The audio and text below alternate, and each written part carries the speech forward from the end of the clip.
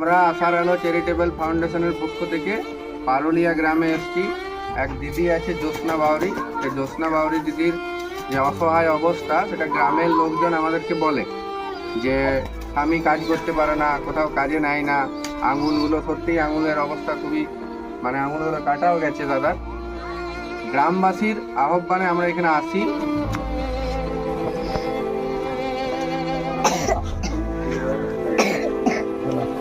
যে এখানে একজন দাদার শারীরিক অসুস্থতা আছে, হাতের সমস্যা আছে, তো দাদা ঠিকঠাকভাবে কাজ করতে পারে না, আর তার জন্য সংসার চালানো খুব অসুবিধা হয়ে পড়ে।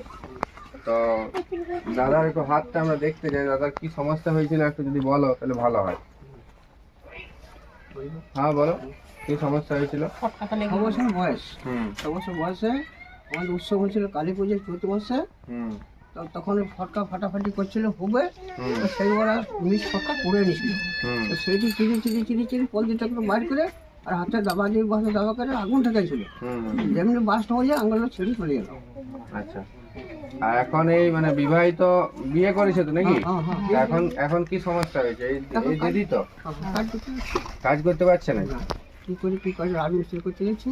হ্যাঁ, দাদার বয়স কত হলো? দাদা তোমার বয়স কত?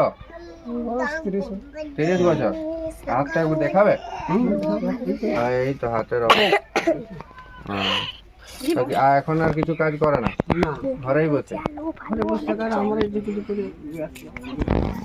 সংসার চালানো এখন অসুবিধা। বাড়িতে কে কে আছে দাদা?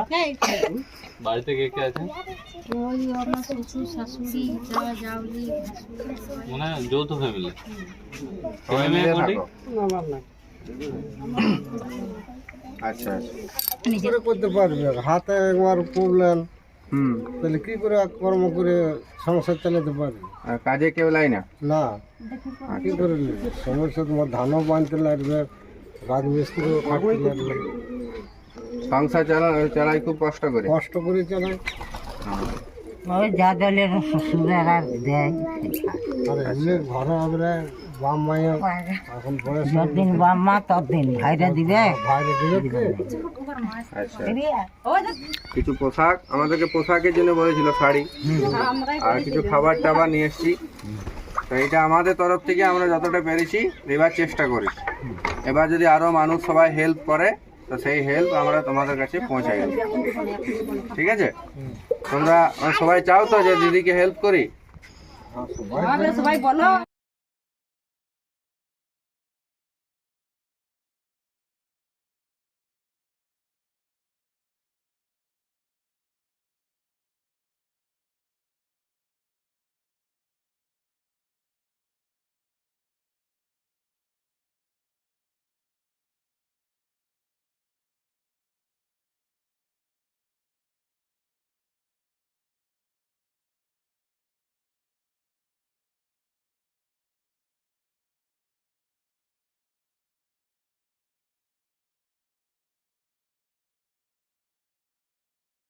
সাধ্য মতো এই সমস্ত জিনিস আমাদের সাধ্য মতো যতদিন পারা যায়, কিছুদিন তো খেয়ে পরে থাকতে পারবে, তো সেই মতো আমরা দাদা এবং দিদির জন্য কিছু ব্যবস্থা করে নিয়েছি আশার আলো চ্যারিটেবল ফাউন্ডেশনের পক্ষ থেকে।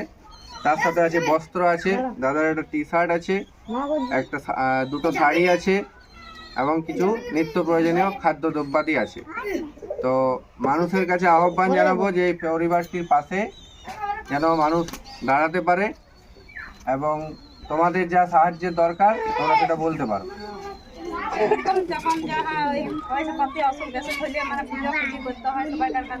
আচ্ছা,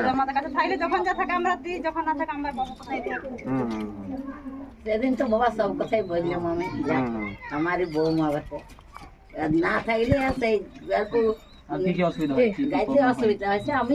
এই যে নিত্য প্রয়োজনীয় জিনিস যেগুলো দরকার, ঠিক আছে, আমরা দিয়ে গেলাম।